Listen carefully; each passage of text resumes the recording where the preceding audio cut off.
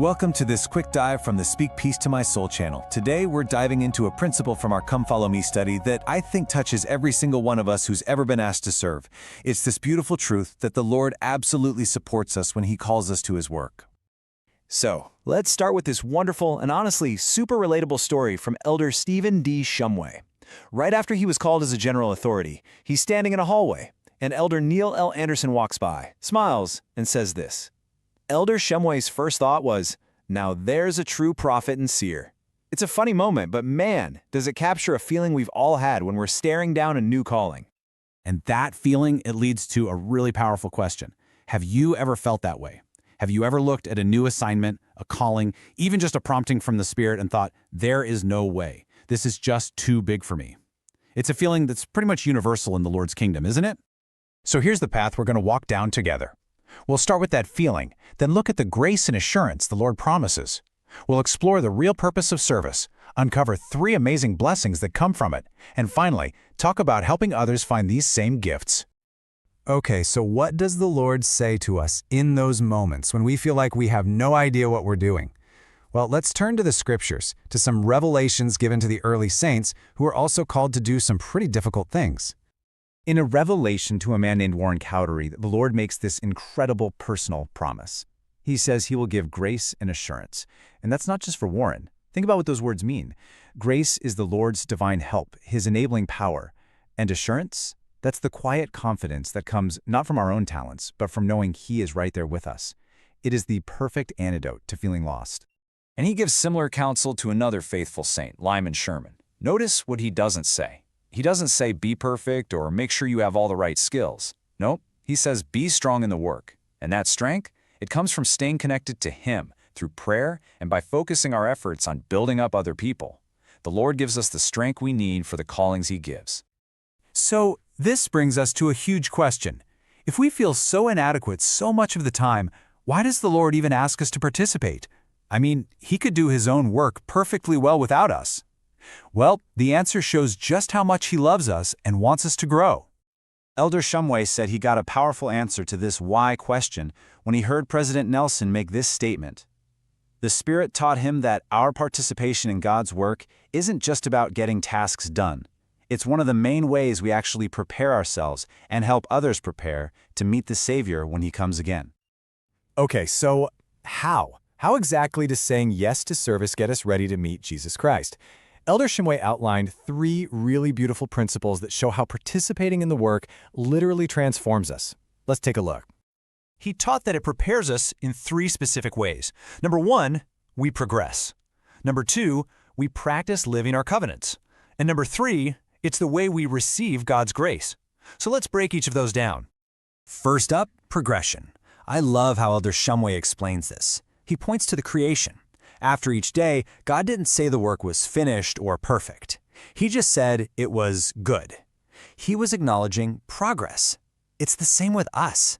God isn't looking for a perfect performance in our callings. He is just so happy to see us making progress. As we work alongside Him, even with all our imperfections, we grow. And Elder Shumway shared this amazing personal story about this very thing. As a college student, he got called to be the activities planner in his singles ward, what he called his nightmare calling. But he said yes, and it was at one of those very activities that he met his future wife, Heidi. His willingness to do something inconvenient and totally out of his comfort zone brought him one of the greatest blessings of his life. You just never know. Okay, principle number 2. Service is how we practice covenant living. It helps us get past a checklist mentality. We could ask, what's the bare minimum God will let me get away with? Or we can ask a much better question. What would God prefer me to do? That second question changes our focus from just doing things to actually becoming the kind of person who is comfortable in God's presence. And this leads us right into the 3rd principle. Participating in God's work is how we receive His grace. Now, this is so important. We don't serve to earn grace. It doesn't work that way. Our willing service is the channel God uses to pour His strengthening power into our lives. It's in our weakest moments, when we feel like we can't do it, that His grace becomes the most real. And this has always been the Lord's way. I mean, think about it. He called Esther, an orphan, to save a nation. He called Peter, a fisherman, to lead His church. He called Joseph Smith, a farm boy, to restore His gospel. As Elder Shumway taught, when we act in faith to do something we can't do on our own, our weakness gets exposed. And that's not a bad thing. It's necessary, because it's the only way we learn that it's God's power, not our own, that gets things done. He magnifies our best, even if meager efforts. You know, when we start to understand these blessings for ourselves, something naturally happens. We want to share them. Our service stops being just about our own preparation. It becomes about helping prepare everyone around us. It's about looking outward. Elder Shumway posed this question that just, wow, it stops you in your tracks. Imagine standing before the Savior, and he asks you, who did you bring with you? Just let that sink in for a second. That one question reframes everything, doesn't it? A calling isn't just a task, it's a sacred gift to help bring God's children home.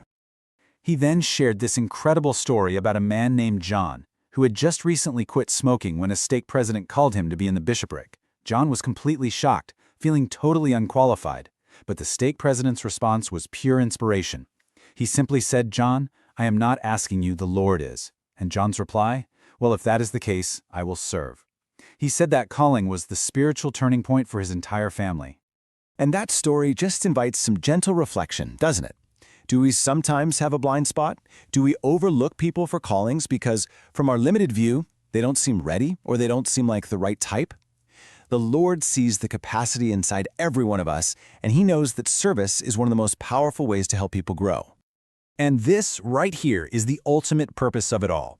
As Elder Shumway concluded so powerfully, when we earnestly try to represent the Savior in our service, whether that's teaching a lesson, visiting a friend, or planning an activity, we become more like Him. And becoming more like Him is the absolute best preparation we can have for that sacred day when we will meet Him again. So as you go about your week, I'd invite you to just ponder this question. It might not be a formal calling.